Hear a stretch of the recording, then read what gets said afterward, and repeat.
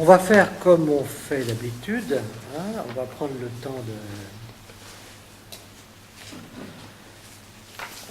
temps de lire mais on va le lire en deux morceaux.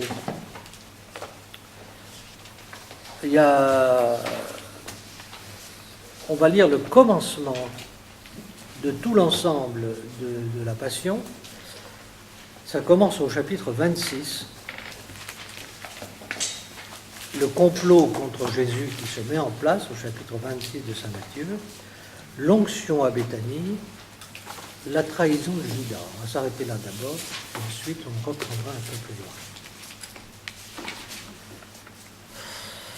Chapitre 26. Et il arriva, quand Jésus eut achevé tous ses discours, qu'il dit à ses disciples, « La Pâque, vous le savez, tombe dans 2 jours. Et le Fils de l'homme va être livré pour être crucifié. » Alors les grands prêtres et les anciens du peuple s'assemblèrent dans le palais du grand prêtre qui s'appelait Caïphe, et se concertèrent en vue d'arrêter Jésus par ruse et de le mettre à mort. Ils disaient toutefois, pas en pleine fête, il faut éviter un tumulte parmi le peuple. Bon, alors on va passer directement au chapitre 27. Et au chapitre 27, nous allons prendre le moment où Pilate abandonne Jésus à la foule pour être crucifié. Chapitre 27, verset 27. Alors les soldats du gouverneur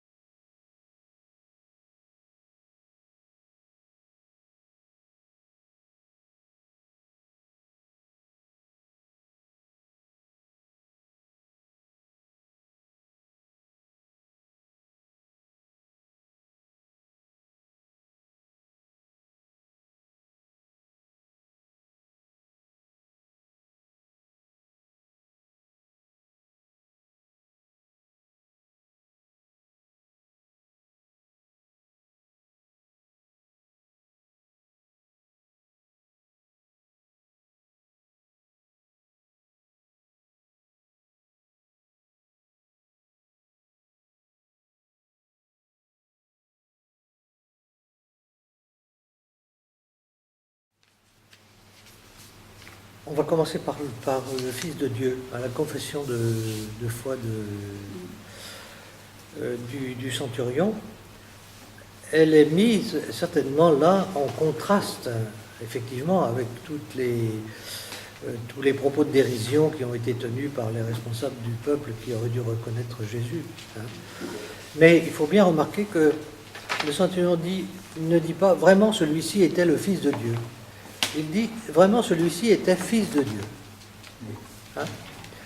Et je ne crois pas que nous, lorsque nous disons que Jésus est le Fils de Dieu, nous le disons à partir du credo.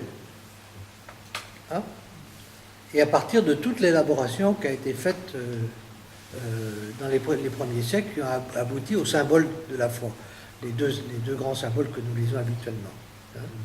Et dans ces symboles, nous avons pris des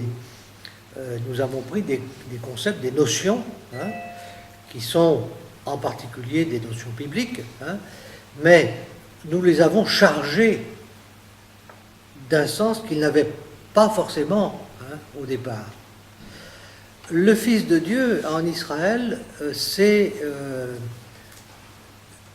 le peuple entier qui est fils de Dieu, dans la Bible. Lorsque vous voyez que Dieu appelle Israël son fils, c'est dans la globalité. Alors il y en a un qui se détache là-dedans, c'est le roi. Le roi parce que justement, il est le représentant du peuple, et c'est en tant que représentant du peuple. Et donc, il y a 2 ou 3 psaumes qu'on lisait, qu'on chantait au temple au moment de l'intronisation des rois, où il est dit effectivement que Dieu adopte le roi comme le représentant légitime de son fils qui est le peuple. Hein. Et donc le roi est fils de Dieu. Hein. Bon.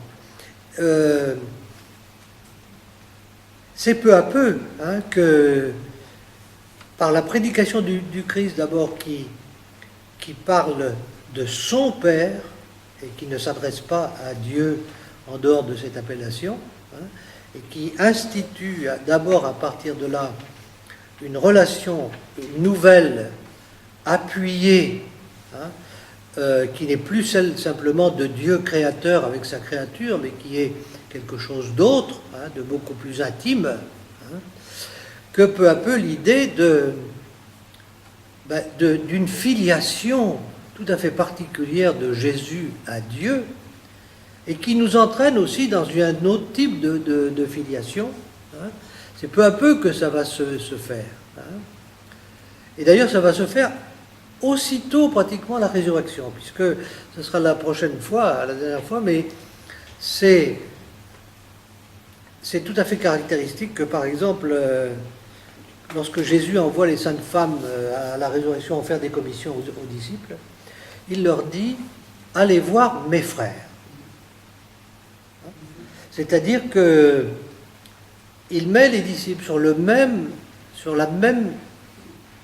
plan, sur la même ligne que lui, du point de vue de la fraternité, hein, parce qu'il veut les mettre aussi sur la même ligne, sur le plan de la filiation. Alors, il ne faut pas oublier que la langue, ça change, que les mots changent, que nous vivons ça, nous aussi. Hein. Il y a un certain nombre de mots que les jeunes emploient aujourd'hui que nous trouvons bizarres lorsqu'on l'emploie se répand, parce que ce n'est pas du tout ce que nous avons appris. Hein. La Bible s'est écrite pendant 1000 ans. Hein. Vous vous rendez compte le temps d'évolution de la langue, hein, et donc il y a tout un travail à faire autour de ça. Hein, il ne faut pas minimiser cette espèce de prise de conscience, hein, qu'a été celle des disciples après la résurrection et surtout dans le développement des premières communautés chrétiennes, pour mettre des mots sur cette aventure extraordinaire qu'ils venaient de vivre avec le Christ. Extraordinaire dans l'abattement le plus total, puisque c'était l'échec et la faillite la plus totale, et ensuite, au contraire, le reflux. Hein, on est absolument dans le modèle réduit du psaume 22 qu'on a vu. Hein. Donc, le Nouveau Testament, dans son ensemble, nous rend témoignage de tout ce travail de compréhension, d'élaboration théologique, à partir duquel les apôtres, il y avait incontestablement des scribes, des pharisiens, des gens lettrés, qui sont rentrés dans la première communauté chrétienne et qui ont fait tout ce travail, ne serait-ce que Paul, hein, qui avait une formation de rabbin, et donc qui a été pendant 10 ans tout seul en train de refaire sa théologie. Hein. Bon. Donc, il faut bien prendre conscience de ça. Hein. Qu'est-ce qu'ils avaient à leur disposition pour quelle culture? On n'invente pas le langage. Hein. On reçoit, on est dans un langage qu'on reçoit, hein, dans une culture qu'on reçoit, et c'est cette culture qui nous permet de trouver les mots. Leur langage, c'était celui de l'Ancien Testament. Hein. Et donc, c'est pour ça que le Nouveau Testament est farci de références à l'Ancien Testament, parce que le Nouveau Testament est écrit par des Juifs, hein, à partir de leur propre culture. Hein. C'est pour ça que c'est pas du tout... c'est pas du tout une fantaisie de s'intéresser à l'Ancien Testament pour lui-même, parce que ça nous aide par un détour, hein, aussi à entrer dans ce travail d'élaboration qui a été celui du Nouveau Testament. C'est un développement à partir de l'histoire de Fils de Dieu, mais donc il faut pas... Rappelez-vous, ceux qui ont fait Saint-Marc avec moi, hein, rappelez-vous, hein, dès la première phrase, Jésus est annoncé comme le Fils de Dieu. Hein. Mais tout au long de son évangile, Saint Marc dit, il ne suffit pas de dire qu'il est Fils de Dieu. Qu'est-ce que ça veut dire pour vous, hein? Et jusqu'au dernier. Donc, c'est ça qu'il faut bien comprendre.